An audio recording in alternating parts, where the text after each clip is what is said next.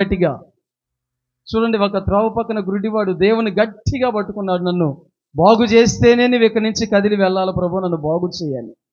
నీకు కలిగిన దానిని గట్టిగా పట్టుకోమని అంత్య దినాలలో దేవుడు ఎందుకు సెలవిస్తున్నాడంటే, సత్యాన్ని విడిచిపెట్టి అసత్యాన్ని పట్టుకునే అజ్ఞాన స్థితిలోనికి అపవాదిగాడు కొందరు హృదయాలను ప్రేరేపించి మాయ చేసి నడిపిస్తున్న దుర్దినాలు ఇవి.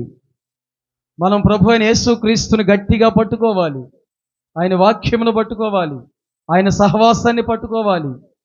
ఎందుకంటే అపవాదిగాడు ఎవరిని మోసగిద్దామా అని ఈ లోకంలో ఎవరికి సంబంధించినటువంటి వెరను వారికి వేసి ప్రభు అయిన యేసు క్రీస్తుని పట్టుకొని హత్తుకొని ఆయనను జీవిత భాగస్వామిగా చేసుకొని ఆయనను కలిగి నడవలసినటువంటి సంఘమును ఆయనను విడిచిపెట్టేటట్లు చేసి లోకములో వ్యర్థమైన వాటిని, తుచ్చమైన వాటిని, లోకములో పనికిరాని వాటిని పట్టుకునేటట్లు చేసి విలువైనటువంటి యేసు క్రీస్తుని వదిలిపెట్టేటట్లుగా